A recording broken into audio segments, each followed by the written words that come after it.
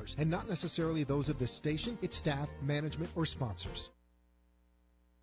I'll never forget that moment. As long as I live. It was a moment. It was a moment that changed my life. We looked down from the chopper and saw the whole area was flooded. At that moment, it really hit me. This is why I joined the Guard. People had gone up to the rooftops to escape the rising waters. Talk about intense moments. We had to lower the guys on line some 30 feet down. This is where teamwork and training really paid off. It took steady nerves and steady hands for the chopper pilots to hover like that. No question, Guard pilots are the best in the world. I couldn't believe it. I just saved a life. What could be better than serving the people of my hometown? In the National Guard, you serve your community as well as your country while you work or attend college. In return, you gain skills in which you can build a career and receive benefits that can help you pay for college. Learn more about what it means to be a citizen soldier at NationalGuard.com. Sponsored by the Florida National Guard. Aired by the Florida Association of Broadcasters and this station. Talk 1470, WWNN Pompano Beach, Boca Raton, Miami, Fort Lauderdale. AM 1470, WNN, with more of what you need to know. Don't miss Barry's Supplement Hour, Monday, Wednesday, Thursday, Friday at 11 a.m. and Tuesdays at noon on South Florida's Health and Wealth Network, AM 1470, WNN. What you want to know. What you need to know. Talk 1470, WNN. The opinions expressed on the following sponsored program are strictly those of the host, guests, and callers, and not necessarily those of this station, its staff, management, or sponsors. Are you a family caregiver? Are you caregiving for someone who can no longer take care of themselves? Are you overwhelmed?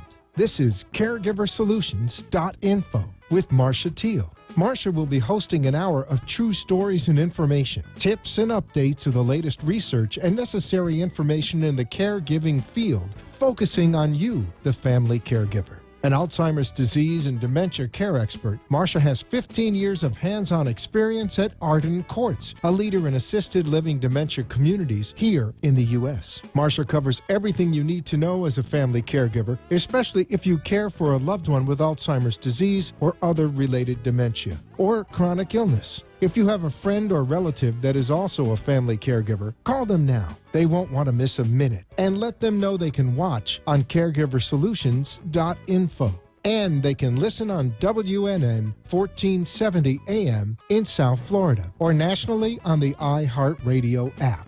Now, sit back, relax, and learn from our host, Marcia Teele, as she brings information to you that may just be the caregiving solution you need.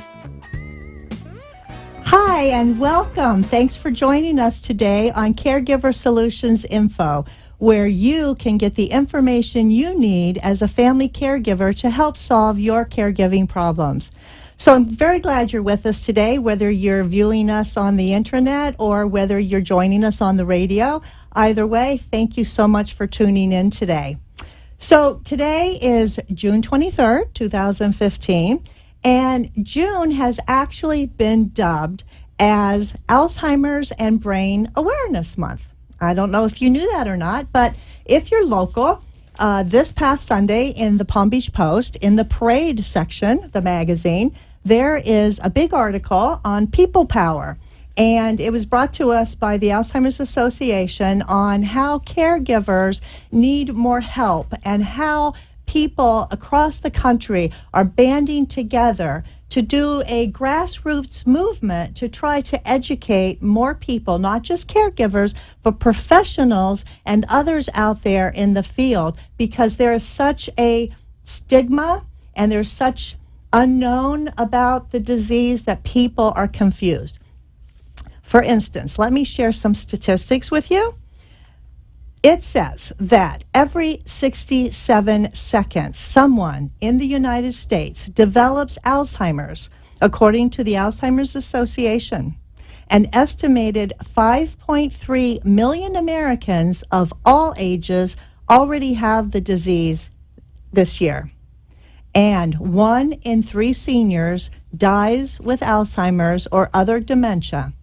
It's the 6th leading cause of death in the United States, and it's the only cause of death in the top 10 in America that cannot be prevented, cured, or slowed, says the association. Those are staggering statistics.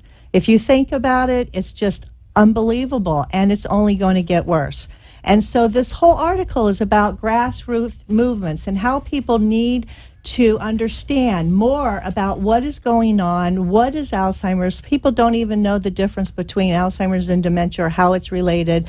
And we need more education. And let me give you a little example. I was recently in the grocery store, and I was doing some shopping, got my buggy, and I was going along, and all of a sudden, there was this little lady, very sweet, and she was in her walker, or actually a wheelchair, and she was sitting by herself, and she got up, and she was very frail, and she was trying to maneuver herself, and she looked like she was going to fall.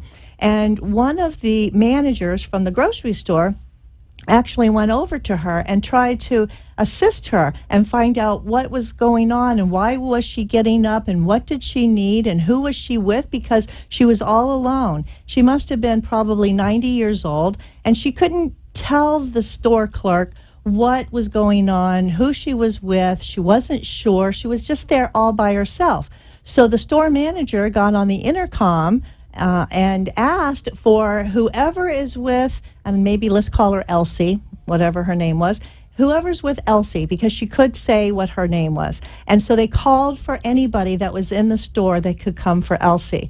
And I watched for a few minutes, and I didn't see anybody coming. So being that I am a big advocate for Alzheimer's and for the patients and the caregivers, I went up to the store manager, I introduced myself, and I said, maybe I can help. So together, we were able to turn the lady around, get her to sit back down in her chair, try to question her, as what was going on. Was she okay? Was there anything that she needed? And then I sat with her and comforted her. She was a little anxious, and she had a lot of fear in her eyes. She didn't remember where she was and why she was there. So I stayed with her. I held her hand, and we had some nice little conversation until eventually her caregiver did show up. And she was actually with her husband, who had come to the store with a paid caregiver to do some shopping. And they left her sitting by herself and didn't even tell anybody that she was there or who she was with. So it was a little disconcerting to me, to the store manager, and to Elsie about what was going on. And so people need to be a little bit more aware, because if we didn't know and no one knew what to do or how to talk to her, it could have been more of a, almost like a disaster, because Elsie could have fallen. We didn't know, who she was with. And so these are just some examples. Another one is when I used to work years and years ago in the banking industry, and I used to have little men and little women come up in their late 80s and 90s, and they would be very, very confused. And they would say, look, my passport, back in the day when they had passbooks, my passbook says this and this, and this is not right. And they were very confused. And so you take the time and you explain to them. And then all of a sudden, they would ask the same question over and over and over. And all my life, I've loved older people and I love babies, but not every teller in every bank is very patient. And so people can get very impatient and annoyed and not treat the people with respect, because they don't understand what's going on. They don't understand that this person has a problem, and how are we going to address that, and how are we going to educate. So one of the things that I took upon myself when I started with Arden Courts is I said, we need to get out there and we need to educate the banking people. That's the industry I came from back in the 70s. And if tellers and savings counselors and managers knew why Mrs. Smith or Mr. Jones acted that way, then I think that there'll be a better understanding, better communication, and overall better customer service for their customers. And so one of the grassroots that I had started is actually going into the banks and offering a free service to these tellers and platform people just to make them aware. And some of them were aware because they obviously have family members that are dealing with dementia and they've had some exposure to it. But a lot of younger people don't have that experience. And it was very interesting to see that when I would explain why they're doing this, why they repeat themselves, why they look disheveled, all of a sudden a light went off in their head. You could see it. And they'd look at their coworker and they'd say, "Oh, that's why Mrs. Smith does that. We know people just like that." And now you have a better understanding where we can help and help others to do this. So I'm very excited today to have this program to talk about the grassroots that's going on here in South Florida and other places. When we come back from our very first commercial, I'm going to be introducing to you Mary Barnes. She's the president and CEO of Alzheimer's Community Care right here in South Florida. And Mary has been very instrumental. I know I've known her for at least 15 years. She goes way back as an advocate for Alzheimer's disease. And we're going to be able to talk to her and ask her questions and find out what she's doing, because she's actually bringing grassroots movements, not just to South Florida, but you'll find out all the way to Tallahassee. And so first we're going to have a word from our national sponsor, and we'll be right back with Mary Barnes.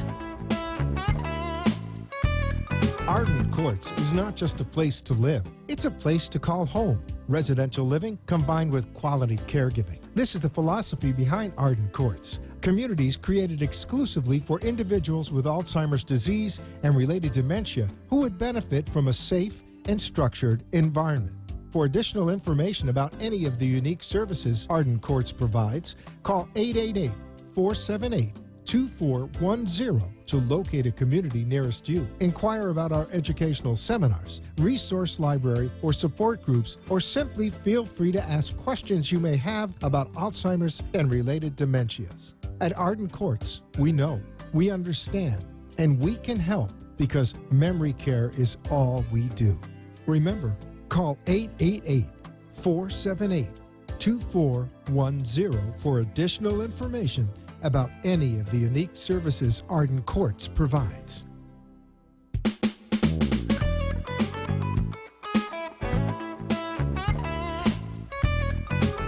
Hi, and we're back. Thanks for coming back to Caregiver Solutions Info. I'm Marcia Teele, your host, and I am very happy to be able to offer you a free book. This is actually provided by Arden Courts Memory Care, our national sponsor.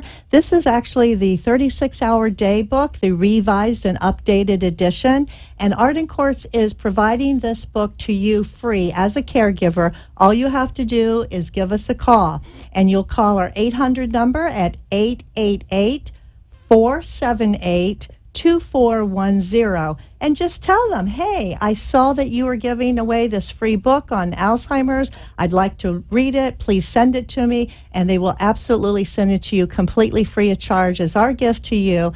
This book is considered the Bible of Alzheimer's care. Dr. Peter Rabins and Nancy Mace are the authors, and it's been around a long time. But if you are a caregiver and if you've never had a chance to read this book, we would love to give it to you. Just call us up and let us know. We'll be happy to send it to you. It's got everything in here that you would want to know as a caregiver. So I'm very excited today to have with us here in our studio Mary Barnes. She is the CEO and president of Alzheimer's Community Care, located right here in West Palm Beach. Thank you, Mary, for joining us today. Thank you very much for having me. I'm so excited that you're here with us, and we have lots and lots of things to talk about. Yes. But the first thing that I want the viewers to know is, first of all, I know you have been an advocate forever for people with dementia and their caregivers. So how long have you actually been doing this? Talk about aging in place. I've been doing this this cause since 1985. Wow. But I was always I originally came down here from Connecticut. Everybody comes from somewhere when we come down to South Florida. And I always worked in geriatrics. I worked on a community college campus. And even way back then in the latter 70s, there was a beginning concern that there was something going on in the community that social workers and other health providers didn't quite understand. And I worked in this community college that served 12 communities, and one of the social workers from one of those communities says, "Mary, there's something going on. People need help, but they're not asking for it."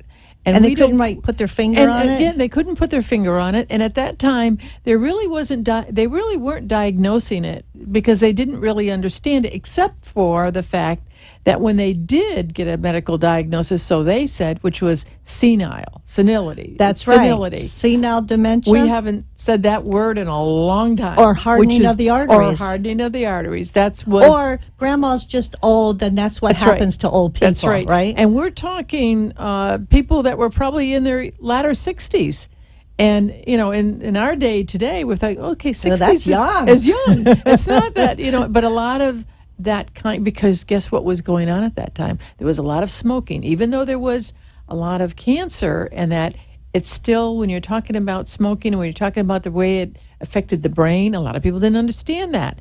So you did see a lot of senility, but really what was happening was Alzheimer's. And no one said the A word. Well, they finally, in around the 70s, they started teaching in medical school that if you were under 65, and Dr. Alias Alzheimer's was the one who discovered it back in 1906, 1905, was somewhere around there. And they named that. But they named after him, the doctor, Dr. Alzheimer's. Right. Yes. And it was a 56-year-old case that he was looking at. And he saw all this, looked at the brain tissue, and looked at it and, said, okay. He identified her behavior because that was part of the case history, and they put it all together. So when you're under 65 and you act confused, you had Alzheimer's. If you were over 65, you had senility. Okay, so that's what the doctors learned in medical school. So you heard the word senility even in the 80s and even in the 90s. Do you know when I think that a lot of the information started being talked about a little bit more was when President Reagan came out and actually said that he had been suffering from Alzheimer's. And he actually said it. And I think once that President Reagan came out with that, people started a little bit more talking about Alzheimer's and not just those other words, because now it was hey, if the president had it, we can talk about it too. The Alzheimer's movement also started on a grassroots level up in Minnesota. There was a little lady who went to a local mental health organization and said, "My husband has been diagnosed with Alzheimer's. I know nothing about it." So this mental health association said, well, I've heard a few other people that have said the same thing in our community, so I think I'll advertise, how about starting a support group so we could bring people together? Wow. And so she said, yes, that's a good idea. So they put the ad in the paper that they were going to advertise, and they were going to hold and conduct an Alzheimer's. And hopefully somebody would show up, right? Right. 48 people. There you go. Showed up. There you go. Because people were hungry for information. Right. And then it got to be larger. And then other people heard other parts of the country. And so that was one of the ways, the grassroots, and talk about grassroots, that's how it all got started. During that time, and I was in geriatrics probably in the I'm talking 1980s, 1990s, and they really got to starting to understand that there was a disease out there. And you wanted to be part of this. Did you have family history? I did. I had my favorite uncle, and he. It's funny how he remembered me for a very long time, and I really was amazed at that. And I thought I was one of the privileged few, but now I've learned in research that a person's time with Alzheimer's and the life of 60% of their time is spent between the ages of 13 and 26 and 30. So they really, an Alzheimer's patient, as it often is said, they can remember things so clearly when they talk about The past. The past, okay? Talking about, do you want to know about your uncle? You want to know about when they grew up? Oh, yeah, I want to know about you. Let me describe something. And it really can be very, very interesting. And you have certain questions. I know my mother talked about her mother, and I learned about my grandmother that, it was interesting information. But yeah, and I guess a lot of the questions are, what's the difference between Alzheimer's and dementia? Yeah, people ask that a lot. All the time. Well, dementia is a medical term. Senility was never a medical term. If you ever looked at the word senility in Webster's dictionary, it was like confused and old. Okay, I mean, hello. But Alzheimer's is a disease. That's right. And so when you use the word dementia, doctors came up with that if you have 2 or more adult living activities that you can no longer do, then that becomes that becomes the term dementia. You're suffering with something that's happening to you that you no longer can do those 2 you can't do activities. certain things that accompanied by memory loss. But that doesn't say the disease.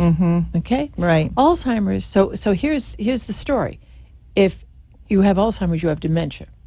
But if you have dementia, that doesn't mean you have Alzheimer's. That's right. I like to describe it as dementia is the umbrella, and underneath the umbrella you have the handle. Right. And there's lots of handles under the umbrella, and the most prominent one being the Alzheimer's disease, the main handle, because that's the one that most people have when you're talking about dementia. Right. And then there's other kinds of dementia. Vascular dementia, Lewy bodies dementia, Lewy bodies disease. All kinds of different ones. And as research gets more and more, Marcia, as you know, there's going to be more and more labels. Is that important? Yes, it is. It is important. It is important to understand, especially we as health professionals that are specializing in this kind of care. We do need to know, because how can we do a care plan? Right. How can we help people make decisions? How can we help families? Well, because a person that has true Alzheimer's disease, they're going to have different symptoms and behaviors than, say, a person with a vascular dementia. Right. And they're going to be different. They're going to exhibit different behaviors and have different idiosyncrasies or whatever. And you need to know how that's going to go with what their history was going forward. So it is very important. So I'm glad that you brought that up, because people do ask that a lot. And even though this grassroots started way back when, why is this news today that there needs to be grassroots? Why do you see that there's still a need for grassroots movement? Well, because I think that the numbers that they are quoting is out there is totally understated. I think it's far more pervasive as far as the disease goes in families. And also, the baby boomers have changed the way this country operates from the time that they were born. And guess what? We are now in the world of baby boomers have aged. And the highest risk of getting Alzheimer's is aging. That's right. So they are going to, and let me tell you something about the baby boomers. They are not going to go quiet into the night. And when you talk about a grassroots, you are seeing and you are hearing those baby boomers are being very vocal, and they want to be heard about what they need. Are you seeing that they're being proactive? Very proactive. Okay. Even in our conference that we hold every year, we are starting to have more and more persons that have been diagnosed with Alzheimer's coming to the conference, as they have put it. And one very special person that's in both our lives that has come out, and she's 58 years old, and she wants to help her family through this. And she's been diagnosed, but she's at the stage where she knows it and knows what's going to happen, because she actually worked also in the field of helping caregivers with this disease. So she knows what's coming down the pike for her, and that's really scary. Yes, and it's very emotional. But like she said in a video that we had done with her, she said she was glad to hear the diagnosis, because she thought she was going crazy. She was very concerned. She couldn't, because she was a very, very, very busy, high productive, energetic, and social, always inquisitive, always wanting to, help somebody. I mean, that's the biggest thing that's a driver for her. Right. And there's others that are the same way, though. I mean, I would say, couple of years, I have never come across as many early stages I've had the last couple of years. So there's really that emphasis, there's really that identity that they want to make that difference. But I know that Alzheimer's Community Care is great educating caregivers. You have your annual conference every year where you have hundreds and hundreds of caregivers and professionals come together, and they're being educated on all kinds of different topics, and it's a wonderful conference. But that's once a year. What are you helping to do every other day of the year to move this grassroots movement forward? What kind of things are you providing out there that people would want to know? Well, we as far as the grassroots go, we do have advisory councils that we have in the community, and we try to bring as much to those advisory councils. You're one of them, to let everyone know what's the latest and what's going on and what's coming down the pike. And there is a lot going on. The other thing is with the education, we do work very closely with a lot of the universities. When it comes to the nursing rotation, we have opened up our doors that those nurses are now going through our daycares. Well, isn't that fascinating? Specialized Alzheimer's daycare license that we have, and what constitutes that, and what kinds of specialties are going on. And I'll tell you, these nurses they're in undergraduates or they're going through the different courses. These young people are very enthusiastic. They want to be involved because guess what? They're being affected by their grandparents. They're being affected with their own families, and they want to understand what it is that's needed in that care. And of course, having the kind of program we have, you learn not only from the staff every day, but you also learn from the patients that are there. That's right. Because they're just unique individuals. You're giving them actually hands-on before they get in the real world, right, to know how to communicate with someone that has dementia, because there are lots of different I don't want to say tricks of the trade, but there are a lot of different ways that people need to learn the best way to approach somebody, right, and how do you talk to somebody, and when do you do it, and there's so much of that to learn. And I'm really glad to hear that you're getting to the root of it with the nurses and the nursing programs. The critical thinking is what we need to help educate to understand what that means with patients, with our families, and that. And so that's we've worked with we had 54 students. The last time we did the rotation, now we're working with another university, and I'll tell you, they have come to us since they've learned that this is what we're doing. But when you talk about the real grassroots, to start everything in getting the help out there, we did it with law enforcement. I was just going to ask law enforcement has stepped up to the plate. And it's not only in Florida that you have a silver alert. This is caught on throughout the country. I think there's about 33 states now but that have that a silver alert. Here, that silver alert? No, actually, the concept of silver alert. Actually, I don't know whether it was first in Texas. I don't know whether it was first in Illinois, but they did have legislation a year or two ahead of Florida. Okay. But what we did was, in talking, because you were very instrumental in getting that passed. When I heard that there was interest and there was an identity of this, what you call silver alert, I was talking to the secretary of the Department of Elder Affairs, and I volunteered to do some investigation because I was interested in it myself. So I called Texas, found out what their legislation was all about, talked to some of their legislators. I talked to some of their law enforcement agencies. What kinds of concerns, what kinds of problems were they running into? Well, tell people what silver alert actually is, in case they don't look up when they're driving and see that big board going across I-95 that says Silver Alert, Toyota ID number That's 257. right, Tell them about why this is important. Why the Silver Alert is it when someone takes a car and they have dementia and they take off and nobody knows where they are? Is that what that is? That's right. That is a driver that has been diagnosed or is taking medication for their memory, and that's all law enforcement needs to know. And then they go ahead and they call FDLE, Florida Department of Law Enforcement. They report the issue. Caregivers furnish information, a picture, the statistics on how tall he or she is, blue eyes, brown eyes, whatever. What they were wearing, what they're driving. Where were they last seen, and where do they think they might be going? Because a lot of times we hear the word, I'm going home. I want to go home. Right. Even though they're home, they still want to be home. They still want to go home. Right. And then, and what did they have a credit card with them? Did they, what kind, what's going to keep the gas in the gas tank, And so they call, the law enforcement officer calls Florida Department of Law Enforcement. They put it on a grid, and they go ahead and put it on a listserv that they also talk to Department of Transportation. They have a very neat, very like a synchronized system going on. It's very efficient, and then that you'll see on the different dynamic message signs. Right. Now they really regionalize it in Florida because Florida is a long state.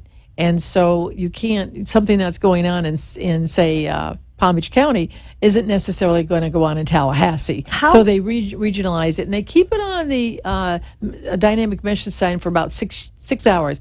They're trying to get it to stay on longer, to 8 hours. But now they've sort of expanded, and sometimes you say, well, government never thinks out of the box. Well, they have in this case. Now they show the same banner, the same fact sheet is going through the lotto machines. And there they are. Somebody's in a grocery store, a little grocery store, and they look up and they see the picture and they look up. My goodness, he's standing right there. Is that happening now? That is happening now. So if you go to a lotto machine, in lotto machines are everywhere, and every little nook and grocery cranny, store, as little grocery store, and whatever. Store, and right? there's a Silver Alert in that region. It'll go through there. It'll come across like a ticker tape. Right. Is that right? I didn't even know that. Yep, that was something they just started in conjunction with the Florida Lotto Corporation, and this is FDLE now, the Florida Department of Law Enforcement, and they have done that. So the education that is going on in the grassroots with our officers, I've been told by caregivers, they get into a situation like that. He's so understanding, or she's so understanding. She sat with me while they were looking for my husband, or they've got the dogs out, they've got the helicopters out. But it's important to find that loved one as soon, especially down here with our heat. The heat and all the water that we have here. So law enforcement now has learned how important it is to do that. And law enforcement, this is throughout the country, too. Right. And law enforcement now, because of that being on the lotto, because of it being overhead on the marquee on I-95, their success rate has to be better. But they've got more boots on the ground, so to speak, with all of the other people that are on the lookout to help law enforcement, to help find that person. Right. And our job as an organization is, once that person's been brought home, that we need to follow up with that family and say, how can we help you? How can we, and sort of give them tips. And we have a family nurse consultant that goes into the home and say, okay, this is where some safety, this is how it can work. Again, it comes back to education. Right. I mean, it's very important. Right. Well, we're going to take another short break, and when we come back, Mary's going to continue talking about not only the Silver Alert, but something new that's coming up. So stay tuned. Arden Court's memory care community has the expertise and experience to simplify and enhance your loved one's life, and to protect you finding the peace of mind you deserve. Come, see the difference in a facility like Arden Courts that is 100% dedicated to Alzheimer's and dementia care can have on your loved one. Call us at 888-478-2410 or visit our website, arden-courts.com. Take a pen and jot down this information. Right from the Heart assists families in finding the right living arrangements for their aging parents. Founded in 2012 by Sharon Agate, Senior Lifestyle Consultant, Sharon has counseled seniors and their families for over 20 years in clinical settings and in independent assisted living and memory care communities. Finding the right community can be overwhelming and time-consuming. Right from the Heart takes the stress and worry from you. Sharon will meet with mom or dad and evaluate their needs and lifestyle preferences and create a personalized plan at no cost to you. She will accompany you to visit selected communities and guide you every step of the way so you can be assured you're making a well-informed decision. Call Sharon at 561-374-4696. Sharon's promise to you is in your knowing that her advice will always come right from the heart.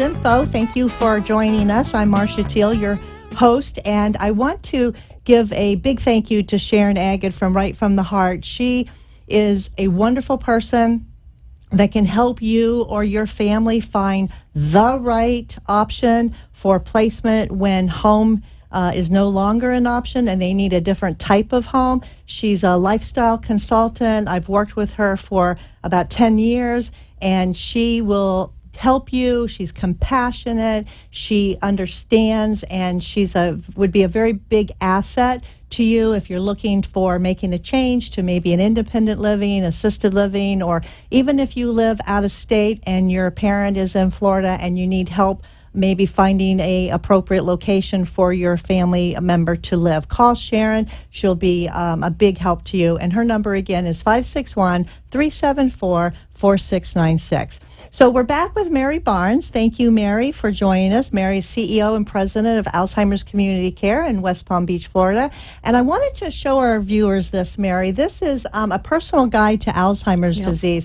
And we've been talking about Alzheimer's. Mary and I are both on the same page. And when it comes to being advocates for people with dementia and their caregivers, their family caregivers. And Alzheimer's Community Care actually has produced this personal guide to Alzheimer's disease. It's a wonderful resource. It actually explains about some of the behaviors that your loved one might be exhibiting as they go through different stages of Alzheimer's. It explains the different stages of Alzheimer's. On the back is a list of all the daycare centers in the area that Alzheimer's Community Care operates. And we'd like for you to have this free for the asking. If you call 888-478-2410, that's the Arden Court's toll-free number, and ask for your free Alzheimer's guide, and we'll be happy to give that to you. Just tell them that you heard about it on the radio program, and Alzheimer's Community Care provides this, and we'll get it out to you. So, Mary, we've been talking about the Silver Alert. Right. And I have a question for you, because people say, oh, my husband would never wander, right? That's right. And you know what I say?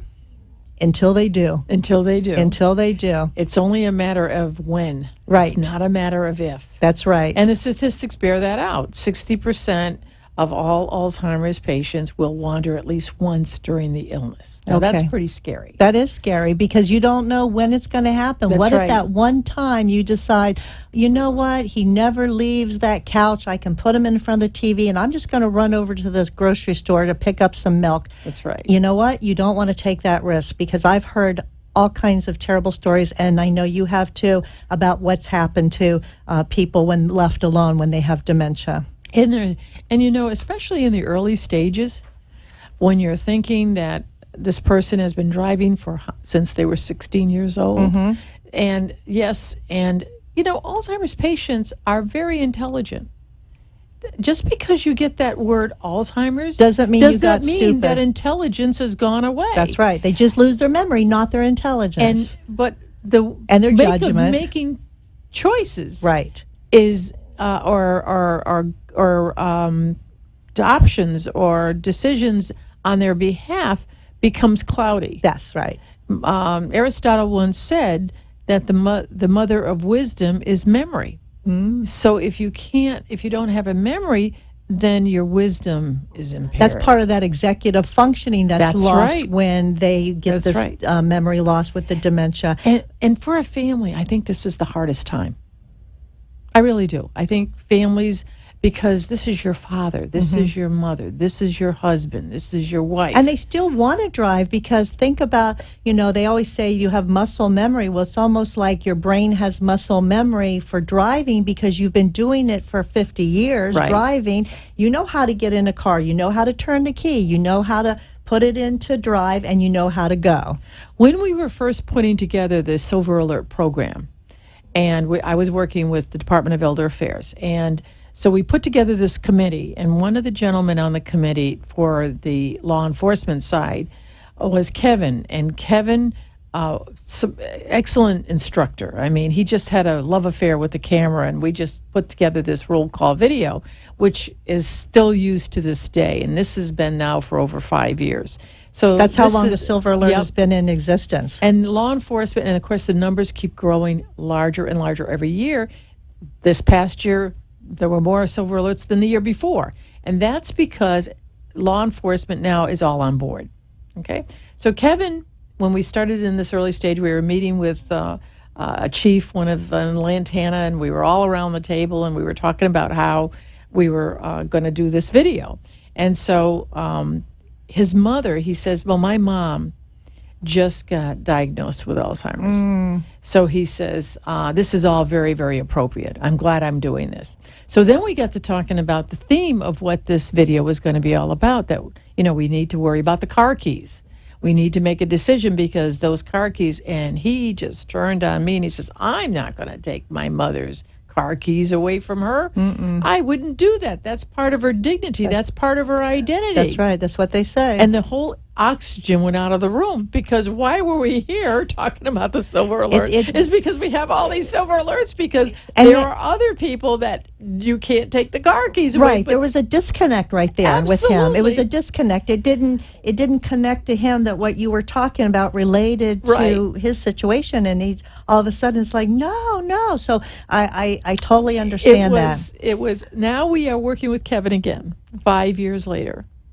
And a new project? Yes. Oh, well, tell me about that. It's with the Lost on Foot. Okay. It's the one that the person's walking, leaves the home, leaves their house, and is going out on either a just going shopping or just going to do their average walk every day.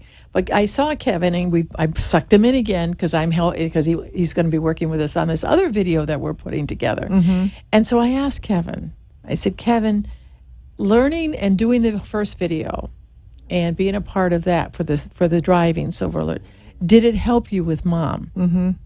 He said, yes, it did, but it never prepared me for what it would do to me emotionally. That's right. And that's the part that people aren't prepared for, because even though you can give them statistics and facts, it's the feeling that goes with it that they're not prepared for. And the law enforcement officers that we have got involved with our video, which is showcasing what law enforcement does do and how families can help and facilities can work together with law enforcement to mitigate these issues and someone leaving their facilities.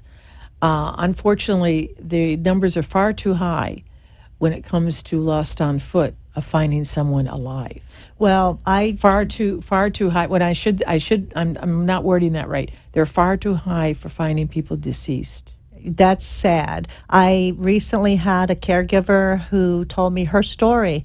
And her story was her husband always wanted to leave the house, and she knew that it wasn't safe because he would walk and get lost. And so she put locks on the doors, and she did all of this trying to keep him in. And the more she tried to keep him in, the more he wanted to go out because he loved to be outside. And one night, 10 o'clock at night, she fell asleep, and for some reason she woke up, and guess what? Her husband was gone. He had figured out a way to unlock that deadbolt on that door.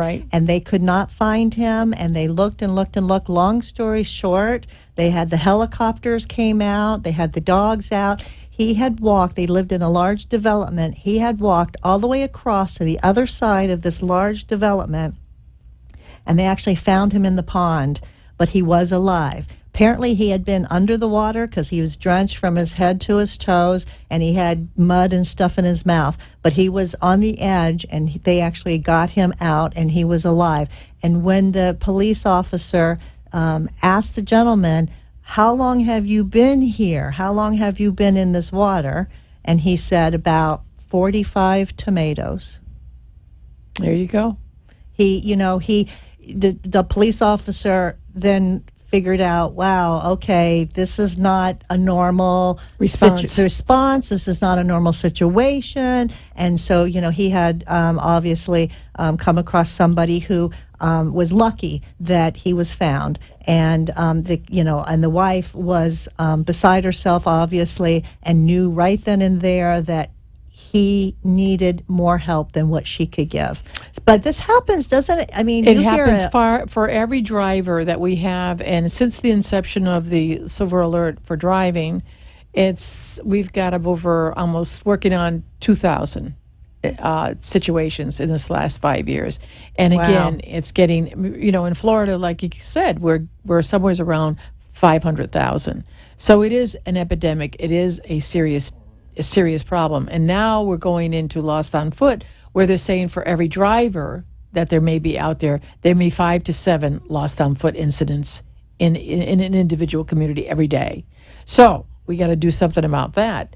And so besides doing the education, besides doing the videos, besides doing all the brochures that we're going to be giving families and packets for families, and besides educating facilities like Arden Courts, and making sure that everybody is aware of when you see somebody, should you wait how long? 5 minutes. No longer than 5 minutes. And if you think that the person's been gone longer, you got to immediately go out there. Well, that's exactly one reason why, of course, Arden Courts, my love, I just think that they're awesome, and I've worked with them for 15 years for them. And we're considered the gold standard in the area for dementia care. But, we still do drills. Yes. So that we can make sure that we're right on top of it. You're one of the few. And we do drills, or called elopement drills, to make sure that everybody is aware of where every person is that lives there all the time, and make sure they're where they're supposed to be. And we do these drills just in the event. And even though we are a secured community, and our residents are insecure, but they're in a secure community, they have the freedom, to go outside different doors, and they can go outside through 12 different doors, and they're still secure. But you never know that one time when a visitor might come and they walk out because they might What think... does an Alzheimer's patient look like? Exactly. You and I. Right, exactly. They look like you and I. Right. They are you and I. So that the caregiver can go out and say, I've even known a caregiver to hold the door open. That's right, because they don't have a badge on that says, I have Alzheimer's, okay? Right. That you don't do There's that. nothing written on the forehead. That's right. Okay? You can't tell. So that happens. And I'm glad that Alzheimer's Community Care is educating these, not only caregivers at home, but different communities. And Arden Course has been doing it for a long time, because we are memory care. That's what we do, and we do it best. But there's a need for everybody to do more. And then the training videos are being showcased by law enforcement, because a lot of times our families, I don't want to embarrassed, or they want to be called. They want to be there to help. And that's the message that they're trying to say to everybody. So that's why we're so excited about this video that we're making. It's going to be about it's going to be for the community, and it's also going to be we're aiming it at facilities as well. Well, that's great. But along with that, we have now got a program called the ID Locator Program. Okay, tell me about that. And this is for when we come across a family or someone that, even if they've done it once, there's always the shot that they're going to do it again. Right. So putting this transmitter on that person's arm, and the fact that it's done by a radio frequency, and the law enforcement, all the agencies have this receiver, and they have it for on land and also in a helicopter. It's over a mile on land, and then when they're up in the helicopter, they cover distance from 5 to 7 miles. Wow! And they can pick up the signal, because when they're trained, the families are trained or facilities are trained that if this person has a transmitter on their arm and they've left, then you immediately call 911. 911 will then trigger the signal. And then, of course, the second call will be given to Safety Net. That's the organization we work with, the firm that we work with. Right. Now, so family caregivers can get one of these bracelets for their loved one that's at home that they're afraid might wander out? Right. Okay. And this is throughout the country. This type of program is throughout the country. It's called Safety Net / by LoJack. And not that I'm giving any kind of a announcement or a commercial for them, but it is one of the technologies that are available, but they also are very involved with law enforcement. And that's why we like it, because it's another way of getting them involved, and they're other part of our safety net. Right. So if you're not in South Florida, this particular device can be possibly in your community. Right, absolutely. So someone should check with law enforcement? Just go on the website, just do Safety Net by LoJack, and it'll come up. It'll come up where they're located. That's right. Wow, that's right. That's awesome. That's throughout the country. Well, when we come back, we're going to be talking to Mary Barnes a little bit more about what she's doing locally with her daycare centers and family nurse consultants to help educate the family caregivers and professionals. And we will be right back. Stay tuned. Arden Courts is not just a place to live, it's a place to call home. Residential living combined with quality caregiving. This is the philosophy behind Arden Courts. Communities created exclusively for individuals with Alzheimer's disease and related dementia who would benefit from a safe and structured environment. For additional information about any of the unique services Arden Courts provides, call 888-478-2410 to locate a community nearest you. Inquire about our educational seminars, resource library, or support groups, or simply feel free to ask questions you may have about Alzheimer's and related dementias. At Arden Courts, we know, we understand, and we can help because memory care is all we do. Remember, call 888-478-2410 for additional information about any of the unique services Arden Courts provides. Take a pen and jot down this information. Right from the Heart assists families in finding the right living arrangements for their aging parents. Founded in 2012 by Sharon Agate, Senior Lifestyle Consultant, Sharon has counseled seniors and their families for over 20 years in clinical settings and in independent assisted living and memory care communities. Finding the right community can be overwhelming and time-consuming.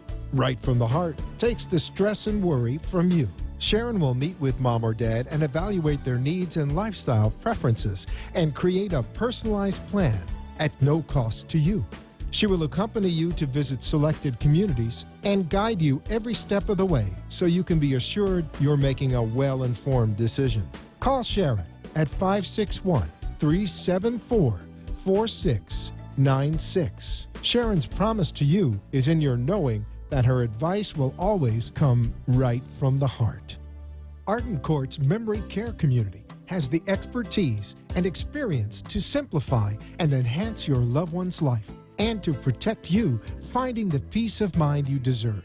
Come, see the difference in a facility like Arden Courts that is 100% dedicated to Alzheimer's and dementia care can have on your loved one. Call us at 888-478-2410 or visit our website, arden-courts.com.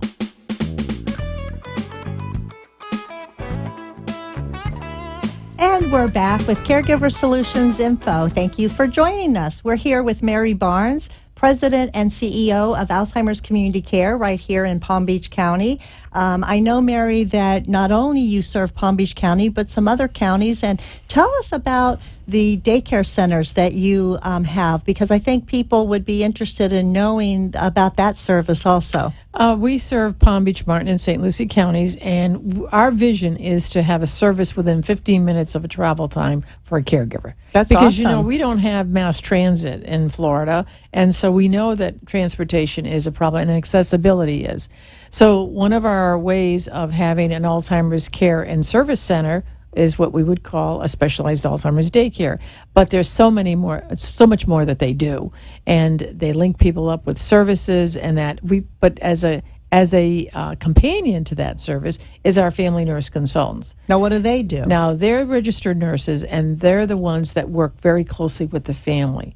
And our whole mission is, and our whole wish is, that the earlier you get to reach out for services, the better off all the family is, because we start the conversation and giving resources about how the planning should go, and actually steer the family to make sure that there is that diagnosis made, and to, as people, because we have a very transit, population down here. There's a certain number of people that stay here, but there's also a large number that doesn't. A lot of snowbirds. And so we try to make sure that anything that we're doing of any specialty at all down here should mirror what it is that they're going to be doing at home. And a lot of people don't really think about that, and so we have to help them with that understanding. The daycares are, I hate to call it the daycares. Well, they're adult because, daycares. Yeah, I know. Adult day centers. But there's so much living going on in that. There's so much life going on. There's so much activities, therapies that are going on. There's a lot of stimulation. 70% of what our staff does in our daycares is behavioral management. There's another 25% that is entertainment. And the other part, of course, is nutrition and other kinds. But we have a nurse on the floor all the time, and they intimately know and understand what our patients and what they're going through at a given point in time. And that's critical. That's right. And I've personally been to several of the daycare centers that you have in Palm Beach County and visit them frequently. And I witness that all the time, how they're engaged and they're doing activities and the kindness and the care that they get. And I really love that when people go to an adult daycare center when they have memory loss, it's a wonderful way for caregivers to get respite and take a break, but it's also a way for the person with the memory loss to be themselves, to be with their peers, to be with other people, make relationships. Friends. Right, it's wonderful. And I promote it all the time because it's also a great way when someone needs to transition into Arden Courts. We actually provide the same type of activities on a daily basis, not just 5 days a week, but 7 days a week. So if someone's used to going into an adult daycare center and having those activities and being away from their primary caregiver, it's a great way for them to then transition into more care when they need it in an assisted living, because they're already used to doing that. So I think it's very important, and I encourage caregivers to take advantage of these adult daycare centers from Alzheimer's Community Care, because it's a way. You don't have to do it every day, right, Mary? You can do it a day or couple two. Of days, but it's the routine of life that's so critical for the, how shall I say, stabilization, what we would call plateauing. We have patients in our daycare for 10 years, 14 years, because we've been able to help the families live their kind of life. A lot of our average caregiver's age is 58 years old. So what does that tell you? It tell you a lot of children are taking care of mom or dad. That's right. The hard part is that if we don't get in there soon enough, and there is a husband and wife, we're going to lose the caregiver. The statistics bear that out. Mm-hmm. So our job is to get in there as quick as possible. And the other thing is that you don't want to have that person have what we call an empty day. You think you got somebody there that's in the home. Well, I have this aide she's with him, but is that a full day? Right. Is that a day? Is it really where the laughing is going on? Stimulating. That you're rubbing elbows with somebody that day that is could be your friend or is your friend. And not just setting someone down in front of a television all day long. That is not stimulation. Fact, we don't have television in our daycares are in churches. We have this partnership with the churches. So it's not like you're going into a facility. It doesn't show that threatened, especially in the early stages, because that's the hardest thing to get families to get through, this denial. That's right. If there's ever a disease, with the word disease, it's denial.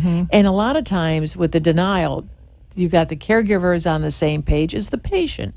And we also know a lot about depression. there's a lot of depression. Just because you got that word Alzheimer's, don't think you're not depressed. Don't you think? Because there's so much inside of that person. And everybody they wanna experiences it something different. Yes. The denial, the guilt, the anger, the depression, all of Right. that. And it doesn't come sometimes all at once, and it'll be different things that will trigger it. So our organization focuses a lot on the family and the caregiver. There's a lot of talk about patient-centered care. We talk about family-centered care because it's the whole family that's affected, and it's also their community. So when you're talking about grassroots, this is what is going to make the big difference, is the grassroots, and getting people to, and I think with getting people to understand that this is not something that they could have prevented. There was this saying, well, there used to be years ago, is it in the family? Is it hereditary? There was that, and I, like I said, going through the years of watching, it's just like when you talk about coffee. Sometimes coffee is good for you. Sometimes coffee is not good for you. So what I mean to say is that there's these changes. And I was told in the early part of the movement, oh, no, it's not familiar. It's not part of family. Now they're saying, yeah, there is a little hereditary in there. But it doesn't have to be in order for someone to have it. I mean, your risk is higher, of course, but it doesn't have to be familiar for that to happen. Right. Well, Mary, tell our viewers how they can contact Alzheimer's Community Care in case they're interested in getting some information, getting a packet, going to a daycare center. I know you have a magazine that you'd like to give them. Yes. There's all that connection. And I'll tell you a quick way, and to get accessible to all that, is go to our website, alzcare, alzcare.org, O-R-G. And that gives you a wealth of information. And then if you want to get the magazine, if you want to get in contact with somebody, you can just put your name in there and put your phone number, and I guarantee you somebody will call you the next day. And the magazine is free? Yes, the magazine is free. We put it out every quarter, and this time it was focused on the education. There's always the threat of hurricanes. So this next one is going to be focused on hurricane preparedness or disaster preparedness, because you have the heat and you have the cold in some parts of the country. And this is a magazine that has a life of almost a year, because there's so much information in there that just tells you what to do in certain given situations. Well, I know when I get mine, I keep it and I have them archived because I always refer to them, and they're full of information. Thank you. Yes. It's wonderful. Yes.